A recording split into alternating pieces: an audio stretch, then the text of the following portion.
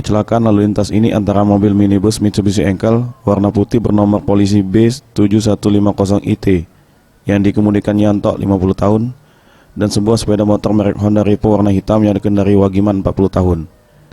Diketahui, pengendara sepeda motor tersebut satu keluarga, terdiri dari ayah, istri beserta balita berumur 2 tahun.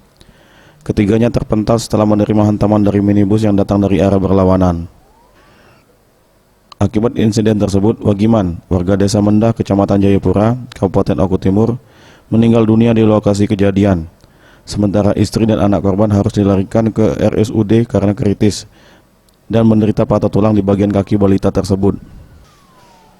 Peristiwa kecelakaan tersebut bermula mobil minibus Mitsubishi Encel putih datang dari arah Lampung menuju ke arah Martapura. Secara bersamaan dari arah Martapura menuju Lampung, melaju sepeda motor naas tersebut.